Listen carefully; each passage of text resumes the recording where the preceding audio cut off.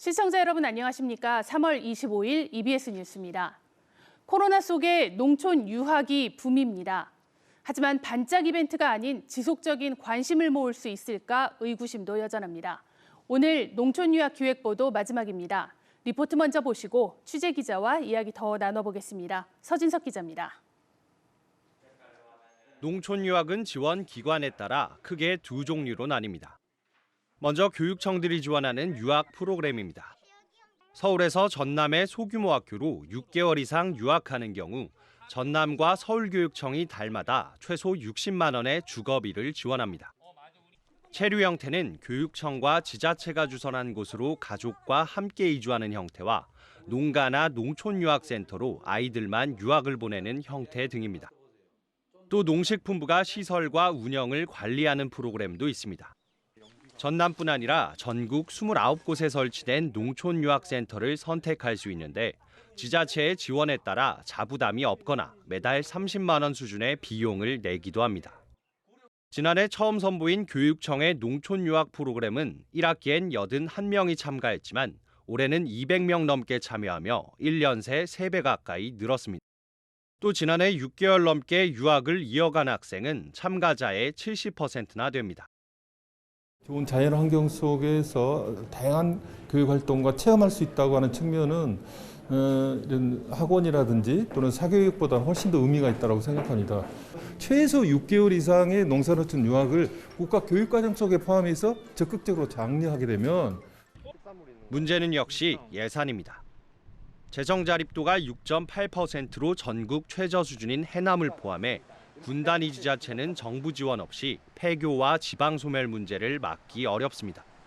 빈집을 리모델링 하려면 예산들이 많이 들어가고 또 지원하려면 지원들이 많이 들어가는데 국가 정책으로 이런 것들이 반영돼서 예산을 지원을 좀 받고 같이 공동적으로 노력해 나간다 하면 학생 수뿐 아니라 1년 이상 유학하는 학생 비율도 점점 높아지는 상황.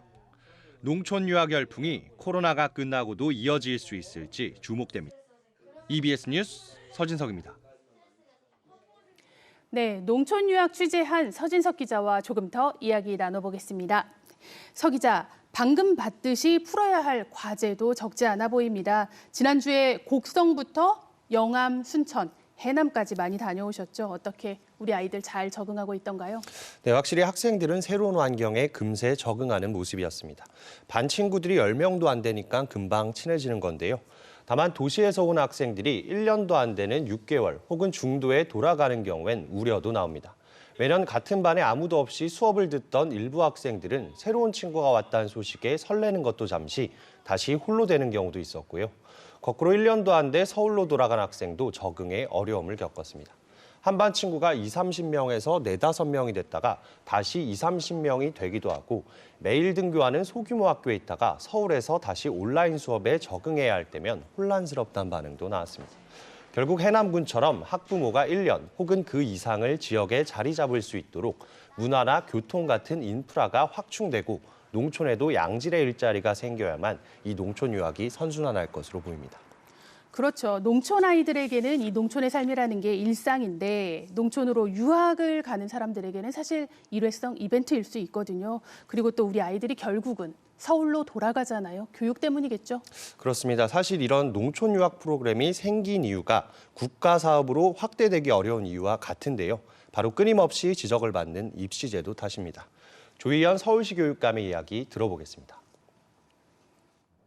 앞으로 대학 입시제도, 대학 서열화의 완화를 통해서 정말 대학 입시에 종속되지 않은 훨씬 자유로운 교육, 자유와 자율 속에서 창의력을 키우는 교육을 네, 아무리 소규모 학교에서 수준 높은 교육을 제공한다 해도 좋은 대학을 가라고 부추기는 사회제도, 그리고 대입 시스템이 바뀌지 않으면 이 농촌 유학의 한계가 클 수밖에 없는데요. 아이들이 자연 속에서 자신이 바라는 공부를 하고 더 행복할 수 있는 환경을 위해선 수능 위주의 줄 세우기식 교육을 개선하고 또 국가가 농사어촌을 적극적으로 지원하는 게 시급해 보입니다. 네, 농촌 유학 중에도 온라인으로 과외를 하기도 하고요. 또 부모가 옆에서 더 공부에 신경을 쓰기도 한다고 하죠. 반짝 이벤트가 아니라 우리 자유학기제 했던 것처럼요.